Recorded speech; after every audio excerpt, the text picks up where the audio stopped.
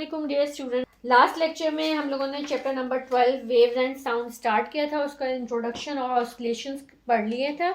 Okay, और उसके अंदर मैंने आप लोगों को एक एग्जांपल कोट की थी जो कि हमारे पास बुक के अंदर थी, और वो हमारे पास स्प्रिंग के साथ एक मास अटैच था और उसकी हमने बताया था कि किस तरह से उसके अंदर ऑसिलेशंस प्रोड्यूस हो रही होती हैं। ठीक है, उसके अलावा मैंने आप लोगों को बताया था कि सिंपल पेंडुलम हम लोगों ने किया था चैप्टर नंबर 3 में। चैप्टर नंबर 3 में जब मैंने वाइब्रेटरी मोशन आप लोगों को पढ़ाया था तो उस वक्त मैंने सिंपल पेंडुलम की एग्जाम्पल भी बताई थी।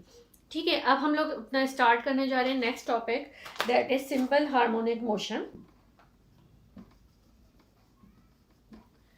सिंपल हार्मोनिक मोशन के अंदर सबसे पहले तो मैं आप लोगों को जो एग्जांपल यहाँ पर है वही वाली एग्जांपल एग्जैक्टली सेम जो हम लोगों ने पहले की है, लास्ट वाले लेक्चर में की है कि एक स्प्रिंग के साथ हम एक मास को अटैच कर देंगे और उसके बाद जब उसको हम स्ट्रेच करेंगे स्प्रिंग को, सही है, एक उसके बाद हम उसमें देखेंगे किस तरह से ऑसिलेशंस प्रोड्यूस हो रही होती हैं। वही वाली एग्जांपल के थ्रू हम लोग देखेंगे कि सिंपल हार्मोनिक मोशन क्या चीज़ होती है। Okay, The vibratory motion of a mass attached to a spring is characterized of a large and important class of oscillatory phenomena called simple harmonic motion, जिसको हम SHM भी बोलते हैं। ओके, अब इस फिगर को देखते हैं, एग्जैक्टली सेम फिगर है, सिर्फ और सिर्फ मास में डिफरेंस ये आ गया है कि हम लोगों ने लास्ट वाली जो एग्जांपल थी उसके अंदर मास जो है वो सर्कुलर ऑब्जेक्ट लिया था। कोई सी भी बॉडी जो थी वो हमारे पास क्या थी, सर्कुलर ऑब्जेक्ट है। यहाँ पे हमारे पास जो है बॉडी कैसी है, एक स्क्वायर बना हुआ है। ठीक है, दोनों में हमारे पास क्या है, स्प्रिंग्स थे, यानी हमने उस बॉडी को किससे, एक हॉरिजॉन्टल सरफेस के ऊपर प्लेस किया था जो कि फ्रिक्शनलेस होगी, ताकि फ्रिक्शन जो है इसके अंदर प्रोड्यूस होगी लेकिन हम उसको नेग्लेक्ट कर देंगे। ओके, और उसके बाद क्या है, यहाँ पे हम स्प्रिंग से अटैच करेंगे और उसके बाद हम इसकी मोशन को देखेंगे कि इसके अंदर कैसे मोशन प्रोड्यूस होती है। Okay, Figure 12.3 shows a block at rest in its equilibrium position on a frictionless surface. सबसे पहले फिगर ए देख लेते हैं, पेज नंबर 227 पर फिगर 12.3 ए। अब आप लोग देख लीजिए, मैं आपको बुक में दिखा रही हूँ ये वाली figure.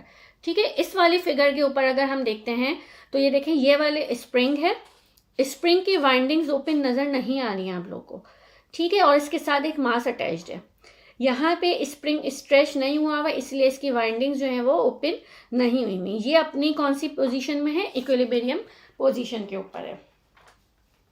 If we apply an external force to displace the block to the right, there will be a restoring force F exerted on the block by the spring and this force is directed to the left। जब हम इस मास के ऊपर, इस body के ऊपर force apply करते हैं, इस बॉडी के ऊपर फोर्स अप्लाई करके इसको राइट साइड के ऊपर पुल करेंगे।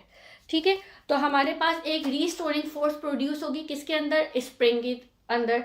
वो किस तरफ लेके आना चाहेगी, उस ब्लॉक को वापस लेफ्ट साइड पर लेके आना चाहेगी। ठीक है, किस साइड पर लाना चाहेगी, लेफ्ट साइड पर लेके आना चाहेगी। लाइक यहाँ पे मैं अगर ड्रॉ करूँ फिगर, ये हमारे पास एक फ्रिक्शनलेस सरफेस है जो कि हॉरिजॉन्टल सरफेस है। इधर यहाँ पे स्प्रिंग के थ्रू एक हमने बॉडी मास एम की अटैच कर दी, ये अभी इक्विलिब्रियम पोजीशन में। अगर मैं इसको राइट साइड के ऊपर पुल करती हूँ तो यहाँ पे आप देखें स्प्रिंग जो है वो स्ट्रेच होगा। अब ये क्या करेगा, स्प्रिंग के अंदर एक रीस्टोरिंग फोर्स होगी जो कि इसको लेफ्ट साइड पे मूव करवाना चाहेगी। Okay, we assume that the maximum displacement of the block by the amount x naught has not carried the spring beyond the range of validity of Hooke's law। अच्छा, आप लोगों को Hooke's law याद होना चाहिए। Hooke's law हमने पढ़ा था, उसके अंदर हमारे पास क्या था, जितनी आप लोगों के पास इलास्टिसिटी होती है किसी भी बॉडी की, मैक्सिमम लिमिट तक किसी भी बॉडी के अंदर इलास्टिसिटी होती है, वो वहाँ तक स्ट्रेच होता है। ठीक है, अदरवाइज उससे ज़्यादा अगर आप लोग उसको स्ट्रेच करेंगे तो वो क्या हो जाएगा, टूट जाएगा। और अगर आप लोग के पास within elasticity Hooke's laws के ऊपर अप्लाई होता है, यानी जितना ज़्यादा आप लोग स्ट्रेस और स्ट्रेन आपस में क्या होते हैं, डायरेक्टली प्रोपोर्शनल होते हैं। जितना ज़्यादा स्ट्रेस होगा उतनी ज़्यादा स्ट्रेन प्रोड्यूस होती है। ठीक है, तो विद इन हुक्स लॉ हम इसको अप्लाई करेंगे, यानी हम इतना ज़्यादा स्ट्रेच नहीं कर देंगे कि ये टूट जाए। तो हुक्स लॉ के अंदर रहते हुए जब हम इसको स्ट्रेच करते हैं, यानी मास को किस साइड पर लेके जाते हैं, राइट साइड पर लेके जाएंगे, then we can write the relationship between the force and the displacement in the standard form of Hooke's law.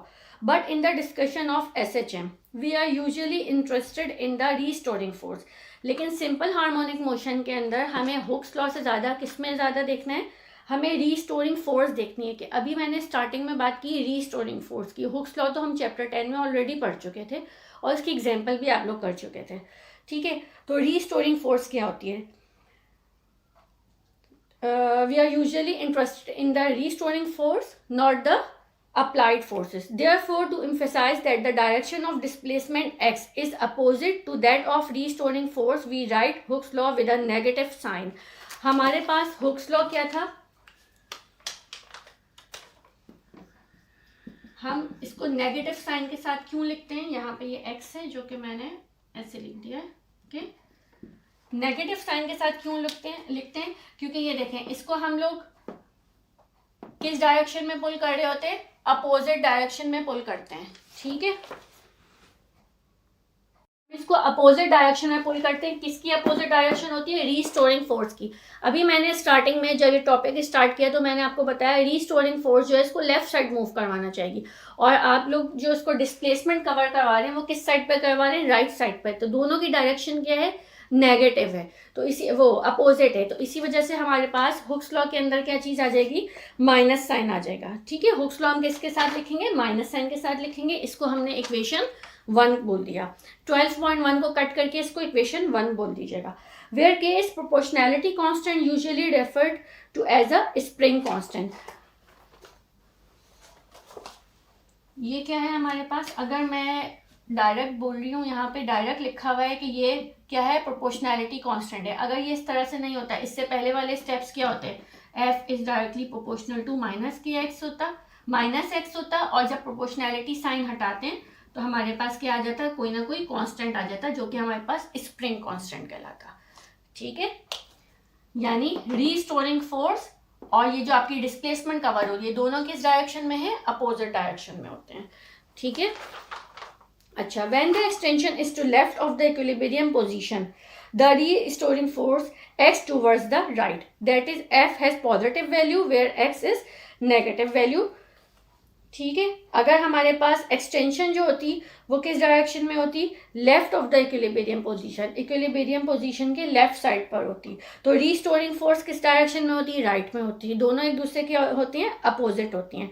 तो एफ की वैल्यू पॉजिटिव हो जाती है और एक्स की वैल्यू क्या होती है? नेगेटिव हो जाती है। We know from Newton's equation of motion that the net force on an object must equal to the product of its mass and its acceleration. Newton second law of motion के according force किसके equal होती है? M a के equal होती है, mass into acceleration के equal होती है। इसके बाद हम लिख सकते हैं since F is equal to m a according to Newton second law of motion.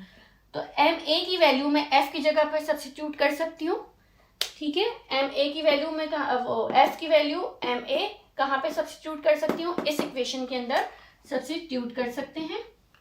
तो हम यहाँ पे लिख सकते हैं m a is equal to minus k x, ठीक है। अच्छा, अब मैं अगर यहाँ से ए की वैल्यू निकालूं तो क्या निकल के आएगी? ए इज इक्वल टू ए, यहाँ पर एम और ए आपस में क्या हो रहे हैं? मल्टीप्लाई हो रहे हैं। जब एम को मैं दूसरी साइड लेके जाऊंगी तो वो क्या हो जाएगा? डिवाइड हो जाएगा, ठीक है। एम क्या हो जाएगा? डिवाइड हो जाएगा। अब आप मुझे ये बता सकते हैं इसमें से देख के, इसमें कुछ चीज़ें कांस्टेंट हैं, कुछ चीज़ें कांस्टेंट है। क्या क्या कांस्टेंट है? डिस्प्लेसमेंट तो आपको कांस्टेंट नहीं कर सकते ना, आप डिस्प्लेसमेंट तो आपके अपने ऊपर है, आप जितनी बार डिस्प्लेस करेंगे हो सकता है हर बार आप उसकी वैल्यू को चेंज कर दें। के स्प्रिंग कांस्टेंट है जो कि कांस्टेंट ही रहेगा, किसी भी बॉडी का मास चेंज नहीं होता है तो वो भी क्या है? कांस्टेंट है। तो हमारे पास के अपॉन एम यहाँ पर क्या चीज़ आ गई है? कांस्टेंट आ गया। This is the basic equation of motion for an object undergoing simple harmonic motion. Since k and m both are constant, तो हम इसको कैसे लिख सकते हैं?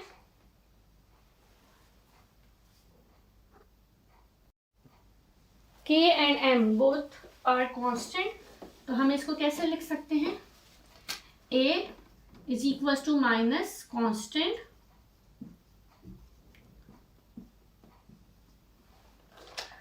To x. अच्छा, अब अगर मैं यहाँ पर ये जो कांस्टेंट है, ठीक है, कांस्टेंट अगर है यहाँ पे इज इक्वल्स टू लिखा हुआ है, अगर मैं इसको प्रोपोर्शनल कर दूँ ए और एक्स को तो हमारे पास क्या हो जाएगा? A is directly proportional to minus x. क्या हो जाएगा? A is directly proportional to minus x. X क्या है हमारे पास, displacement. This type of oscillatory motion which is characterized by the fact that it has an acceleration proportional to its displacement and the acceleration is always directed towards the equilibrium position. और acceleration हमेशा किस direction में होगी, towards the equilibrium position, which is indicated by the negative sign. सही है, किस sign से represent कर रहे हैं, नेगेटिव साइन से रिप्रेजेंट कर रहे हैं। तो इसको हम बोलेंगे simple harmonic motion. Simple harmonic motion क्या है, एक्सेलरेशन और डिस्प्लेसमेंट दोनों क्या है, डायरेक्टली प्रोपोर्शनल होते हैं।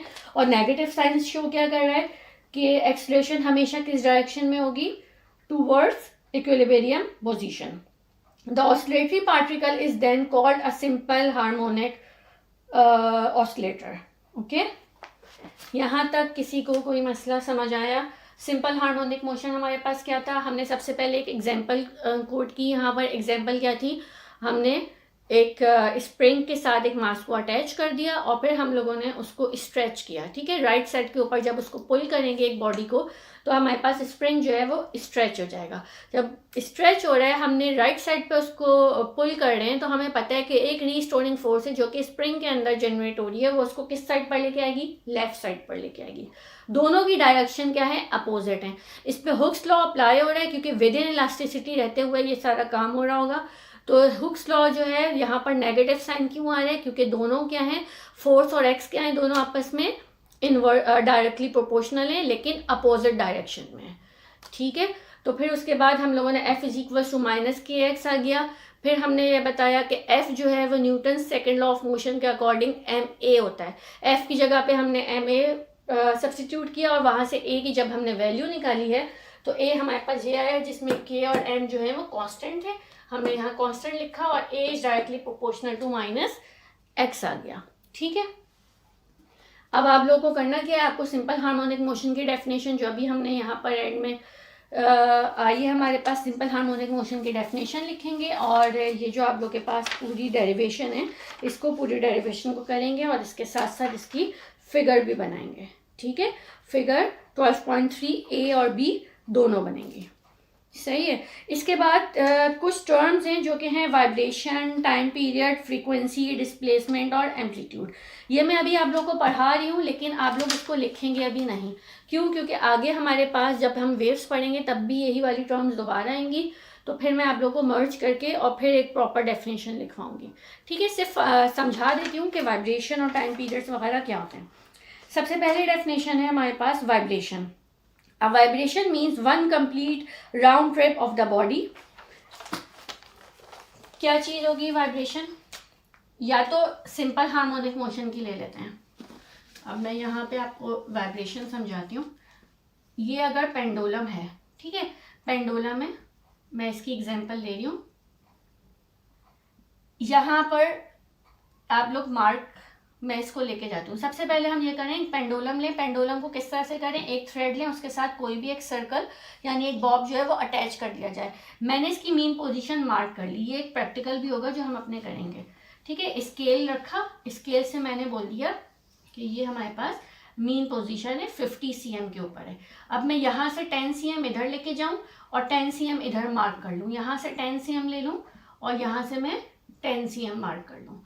ठीक है, अब मैं सिर्फ 10 cm तक लेके जाऊंगी और विदाउट एनी फोर्स, हम कोई फोर्स अप्लाई नहीं करेंगे इसके ऊपर और इसको एज इट इज छोड़ देंगे यहाँ पे ले जाके। ठीक है, तो आप लोग देखेंगे जितना यहाँ पे ये 10 cm जा रहा है, यहाँ से मूव होता हुआ ये यहाँ पे भी 10 cm जाएगा। ठीक है, और फिर जब ये यहाँ से आएगा यहाँ पर और इसके बाद जब वापस अपनी इस जगह पे आएगा तो हम बोलेंगे कंप्लीट वाइब्रेशन है।